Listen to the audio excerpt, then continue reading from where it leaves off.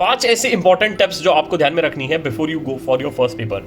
सबसे पहली टिप, सबसे important tip, that is remember that you are suppose to give a sufficient time for a first paper. काफी बार मैंने ये देखा है कि स्टूडेंट्स जो होते हैं ना, जब इनका पहला पेपर होता है तो बोलते हैं यार ठीक है यार 2 दिन है हो जाएगा, 3 दिन है हो जाएगा। बट मैं हमेशा कहता हूं कि जो भी पहला पेपर है ना उसको सफिशिएंट टाइम दो। उसका रीजन सिंपल है, पहला पेपर जैसा जाएगा उसके बेसिस पे कॉन्फिडेंस डिसाइड होगा फ्यूचर पेपर का। पहला पेपर बहुत बढ़िया गया, आगे के पेपर बढ़िया ही जाएंगे, टेंशन फ्री जाएंगे। अगर पहला पेपर अच्छा गया ना तो ऑटोमेटिकली आपका confidence for next paper is gonna be increase. So पहले पेपर के लिए जो स्टडी टाइम है उसका ड्यूरेशन ज्यादा होना चाहिए। जो भी अभी फर्स्ट ग्रुप दे रहे हैं राइट, तो उनका पढ़ाई मेरे हिसाब से अभी उनको स्टार्ट कर देना चाहिए या कल से उन्हें स्टार्ट कर देना चाहिए, because that is gonna be helping them to give us sufficient time. Point number 1। Second point एक ध्यान में उनको रखना है कि जब भी वो पढ़ाई कर रहे हैं उनको ये ध्यान में रखना है कि पहले पेपर का जो भी कवरेज हो रहा है 100% होना चाहिए, बिकॉज जो कॉन्फिडेंस बूस्ट होगा ना, बिल्ड होगा, वो इस बेसिस पे बिल्ड होगा। तीसरी सबसे इंपॉर्टेंट चीज जो आपको ध्यान में रखनी है और वो ये है कि एटलीस्ट 1 से 2 क्वेश्चन एग्जाम फॉर्मेट में आपको लिख के जाना है। काफी बार होता क्या है कि हम लोग क्वेश्चन प्रैक्टिस करते हैं बट उस एग्जामिनेशन फॉर्मेट में नहीं करते हैं। तो जो आपको क्वेश्चन प्रैक्टिस करना है ना एग्जाम फॉर्मेट में, वो अभी करना है, इस ड्यूरेशन में करना है, specially for first and second paper.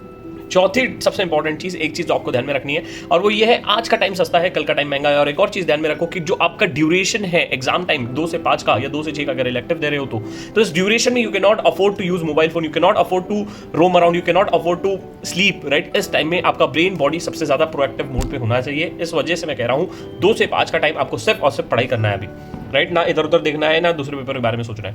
इसके साथ साथ मैंने काफी सारी चीज जो देखी है, स्टूडेंट्स वो ये करते हैं कि यार काफी बार जो होता है ना, हम एग्जामिनेशन में सिली मिस्टेक कर बैठते हैं। पेपर में हमको आता है, जब हम पेपर इवैल्यूएट करते हैं तो सिली मिस्टेक होता है। सिली मिस्टेक क्यों होता है? बिकॉज नींद पूरी नहीं होती। नींद पूरी क्यों नहीं होती? क्योंकि आपकी पढ़ाई पूरी नहीं होती। पढ़ाई पूरी क्यों नहीं होती? क्योंकि आप अननेसेसरी स्ट्रेस लेते रहते हो।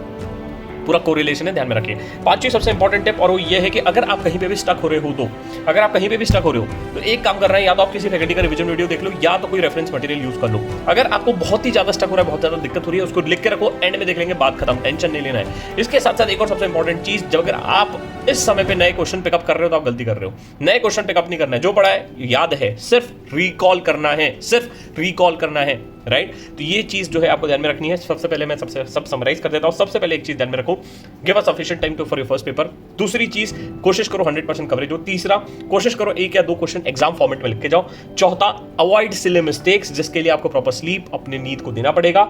उसके साथ साथ आपको सबसे इंपॉर्टेंट चीज 2 से 5 वाला जो टाइम है उसमें आपकी बॉडी को सबसे ज्यादा अवेयर रखना है।